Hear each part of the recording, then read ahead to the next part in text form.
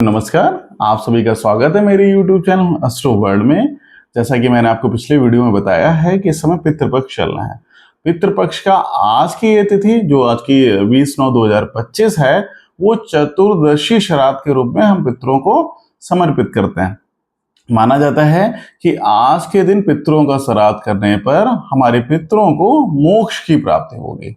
वो जो है जीवन और मृत्यु के बंधन से निकल जाएंगे और मोक्ष को प्राप्त कर लेंगे।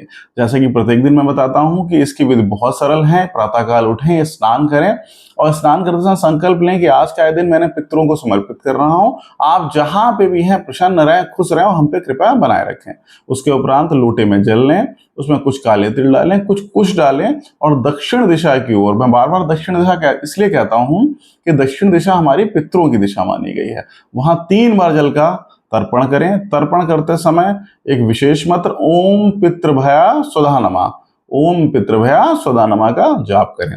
उसके उपरांत भोज्य पदार्थ, खीर पूड़ी, दाल सब्जी जो भी हम अपने पितरों के लिए बनाते हैं वो बनाएं और जीव जंतु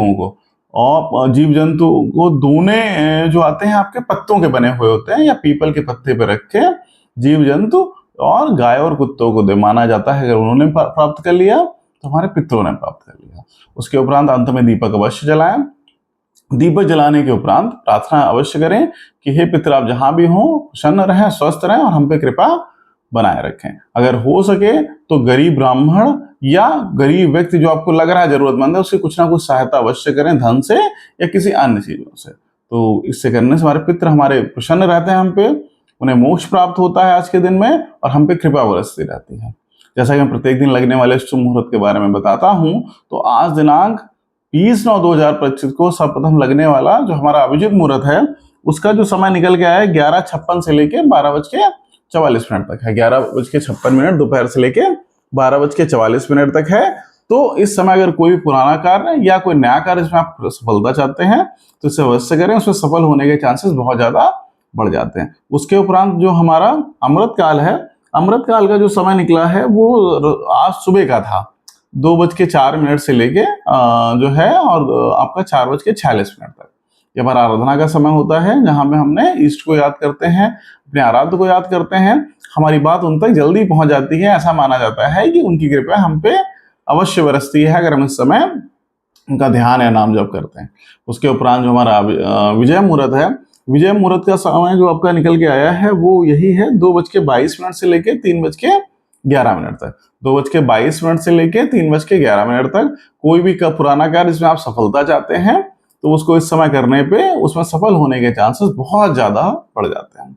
इसके उपरांत जो एक राहु काल जो मैं बताता हूँ, आपको लगता है जिसमें हमें कोई कार्य यात्रा नहीं करनी चाहिए, ना कोई पुराने कार्य में नया स्टेप करना चाहिए, उसका जो समय निकल के आया 9:17 से लेके 10:41 दोपहर के सुबह के 9:17 से लेके 10:41 तक है।